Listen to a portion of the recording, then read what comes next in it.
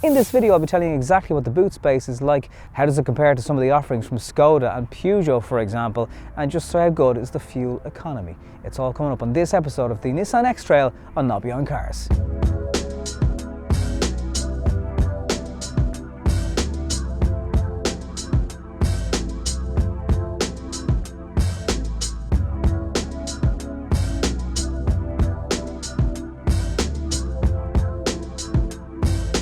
So first thing you'll notice is it looks pretty cool. It's quite a bit bigger than the Qashqai. And the roof rails, the lovely 17-inch alloy wheels, and that lovely big bold chrome grille all give it a fairly aggressive stance. One clever bit of kit in this car, if you arrive with your hands full at the boot, you can kick your foot under the bumper and the boot opens. Very handy.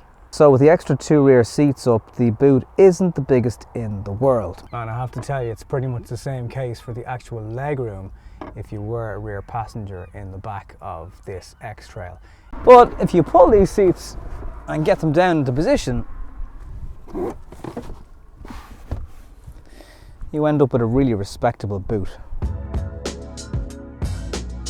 And if you do the same again with the middle row of seats, you really do end up with a very big boot. So even if you've got a couple of St. Bernards, maybe 3 or 4 even, they'd be quite comfortable in the back. Not that I'm comparing myself to a dog or anything. And with plenty of headroom in the back and plenty of leg room for passengers on long journeys, you can even really lean back here. These seats move back and forward, creating more space in the boot if you need it, and also if you have those 2 seats in use for those really small people in the back.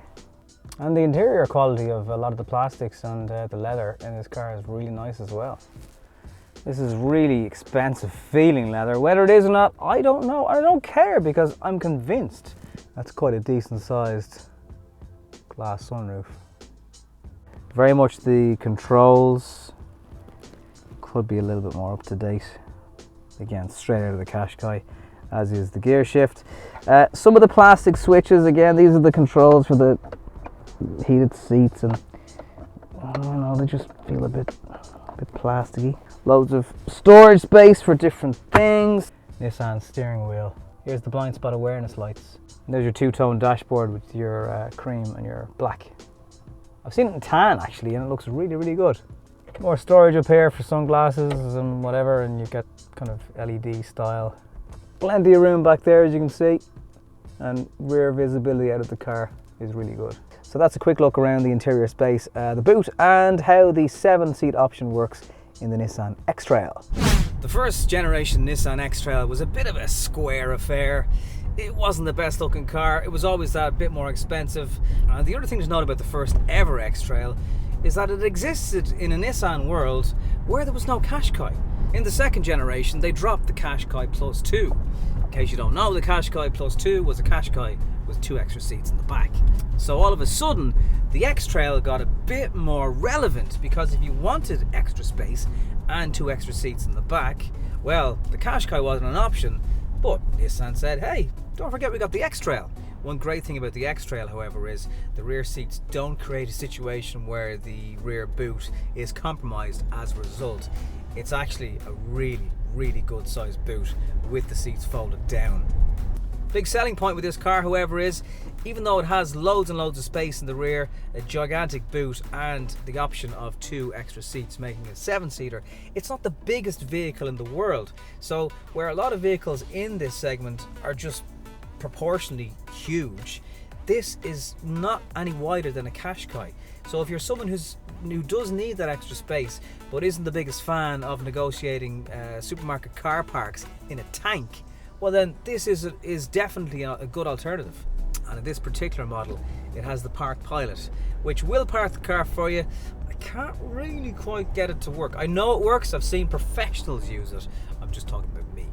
But it does have a really clever bird's eye view of when you're parking the car, which gives you an image of your surroundings. I have no idea how they do it, I haven't asked, but it's so impressive to use and just even to watch. If you have somebody standing at the side of your car, they'll be in the screen, even though the camera's looking down.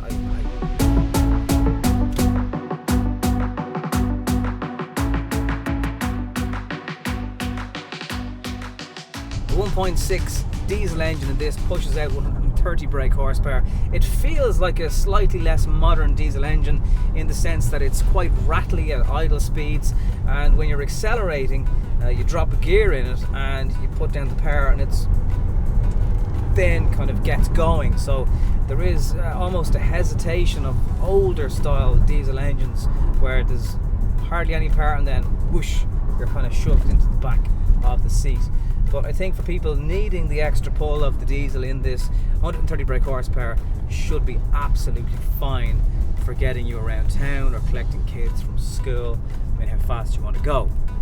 As it's becoming more commonplace these days as well, the road sign recognition is in the dashboard. But not only that, if you go through a road sign that hasn't been updated in the GPS, or for that matter is encountering roadworks, it will take that into account and it will alter the speed in the dashboard for you as a result. It's clever stuff.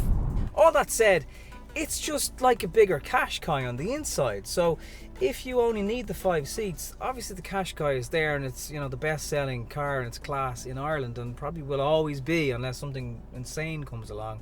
But there is a bit more room in the back, even for your middle row of passengers. There's more leg room. You can adjust the seats back and forward, so there's a bigger boot. I think sometimes crossovers get an unfair comparison to just being hatchbacks but higher up. The boot in the Qashqai is bigger than a hatchback. There's no doubt, and so are those cars in that segment. But something like the X-Trail does give you just a bit more space in the back and inside the cabin.